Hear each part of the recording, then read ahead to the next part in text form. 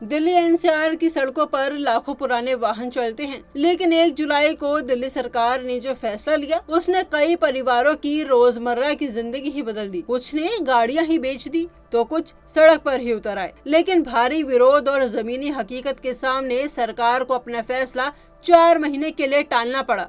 पर क्या ये राहत स्थायी है या नवंबर से फिर आफत लौटेगी?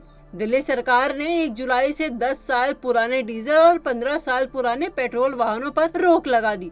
पेट्रोल पंपों पर ANPR कैमरे यानी automatic number plate recognition system से गाड़ियों की पहचान की जा रही थी, जिसका नतीजा ये हुआ कि कई वाहन जब्त कर लिए गए, चालान काटे गए और जनता को भारी आर्थिक नुकसान उठाना पड़ा।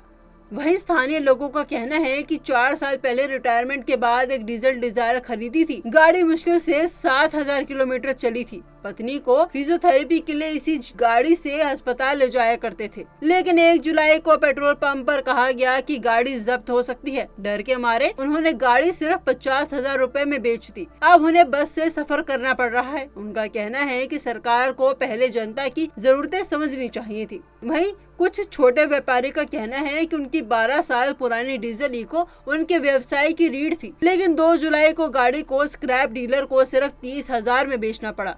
अब किराए की गाड़ी से माल ढो रहे हैं, जिससे खर्चा दोगुना हो गया है। 8 दिन में जिंदगी जैसे पटरी से उतर गई हो। लोगों का कहना है कि अगर सरकार ऐसा फैसला लेना चाहती थी तो पहले इलेक्ट्रिक गाड़ी पर सब्सिडी देना चाहिए थी। जनता के भारी विरोध और व्यवहारिक दिक्कतों को देखते हुए दिल्ली सरकार ने प्रतिबंध वापस ले लिया है। लेकिन ध्यान रहे, ये राहत सिर्फ 4 महीने के लिए है। 1 नवंबर 2025 से फिर से ये बैन लागू होगा और इस बार सिर्फ दिल्ली नहीं बल्कि पूरे NCR इसकी जद में होगा। इस पूरे मामले पर राजनीति भी तेज हो गई है। भाजपा दिल्ली प्रदेश अध्यक्ष वीरेंद्र सचदेवा ने केजरीवाल सरकार पर निशाना साधते हुए कहा कि साल 2015 से NGT का यह आदेश चला आ रहा है, लेकिन आम आदमी पार्टी ने कभी राहत लेने की कोशिश नहीं की। अब भाजपा ने जनता की आवाज अदालत में उठाई तो आप इसे नाटक बता रही हैं।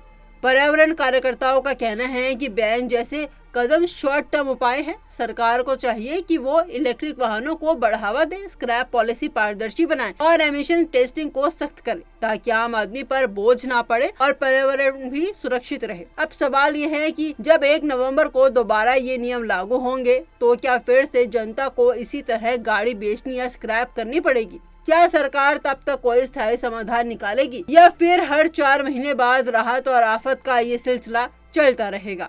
सरकार की नीयत पर्यावरण सुधारने की है, लेकिन नीति जब जमीन से नहीं जुड़ती तो आम आदमी की जिंदगी हिल जाती है। पुरानी गाड़ी सिर्फ एक धातु का ढांचा नहीं होती, उससे जुड़ी होती है यादें, जरूरतें और जिंदगियां। अब देखना ये होगा कि आने वाले 4 महीने में सरकार कोई स्थायी हल निकालती है या नहीं।